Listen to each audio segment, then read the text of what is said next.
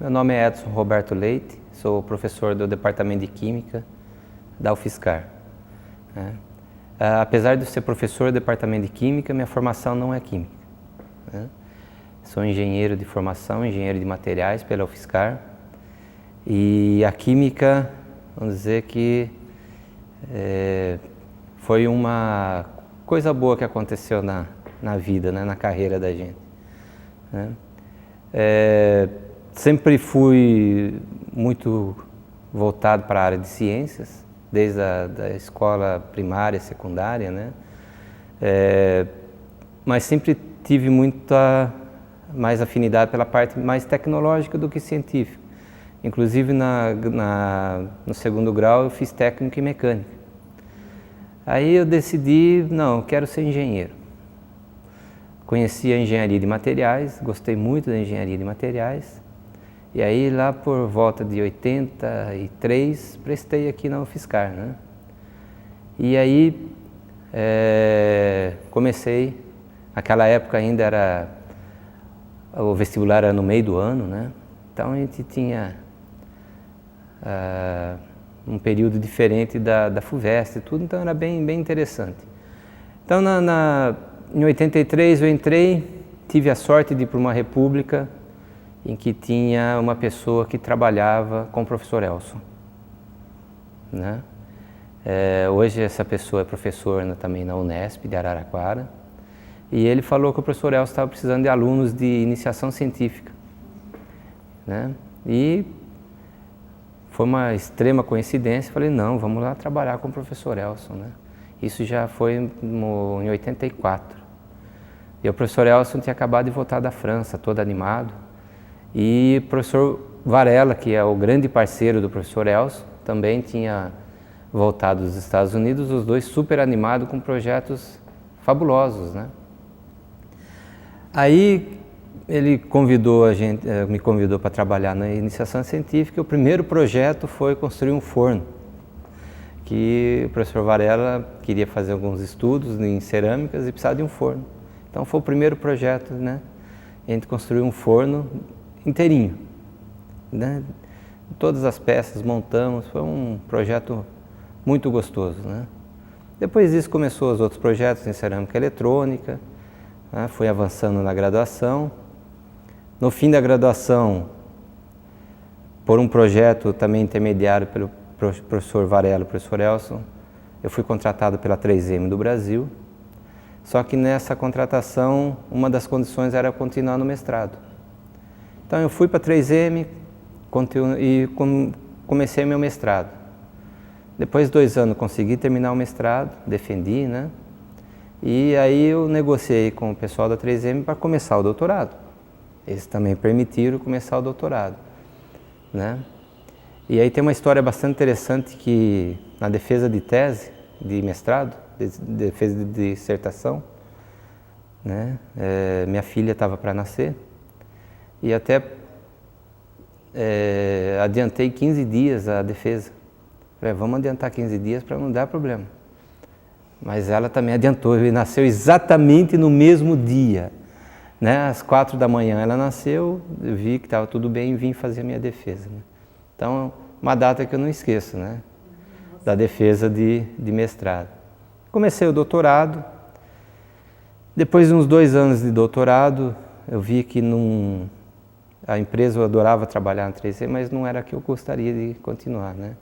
Aí surgiu a possibilidade de voltar para a universidade. Larguei tudo, voltei com uma bolsa, né? Uma bolsa de pesquisa.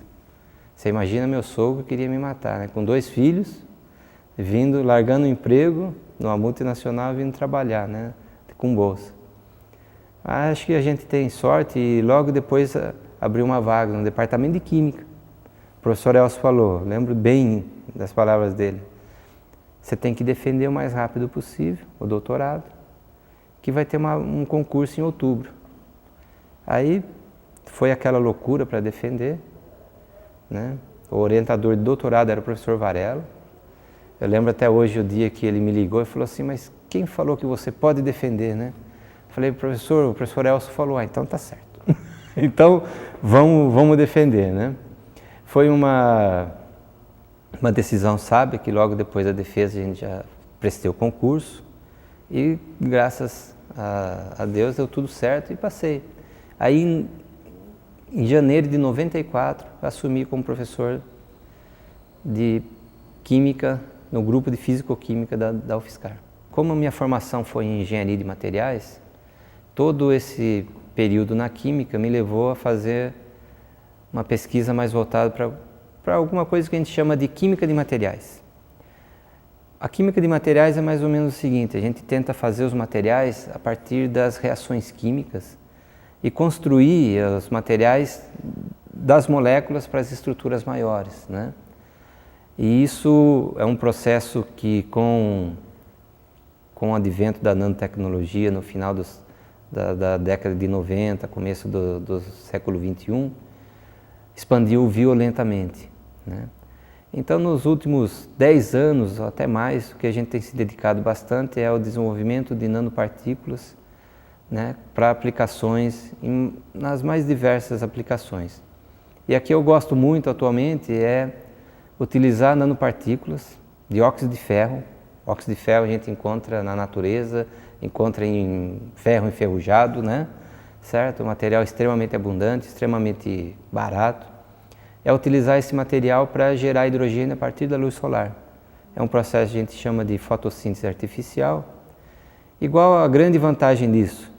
A grande vantagem é você acaba estocando energia solar na forma de hidrogênio. E hidrogênio é um combustível em potencial para uma série de aplicações, né?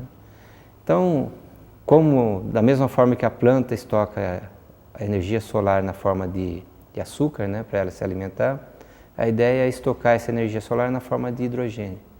E os projetos estão caminhando muito bem e espero que daqui uns 15 anos isso seja comercial, né? A gente está bem no início dos processos, né? Está bem na parte fundamental ainda, compreender como que funciona todos os processos de transferência de elétrons, de carga, a interação da matéria com a luz. É um processo muito complexo e também depois envolver a transferência desses processos para o meio aquoso. Então é uma coisa bastante complexa e prazerosa, né? E uma coisa eu acho que é importante, tem que procurar fazer aquilo que a gente gosta, né? Não adianta você pensar só em recompensa monetária e tudo. Se fosse assim, não tinha largado a empresa, né? E não tinha vindo para a universidade. A recompensa aqui não é ruim, mas também não é das melhores. Mas, por outro lado, você controla a sua carreira e faz a pesquisa que você gosta. Isso não tem preço, né?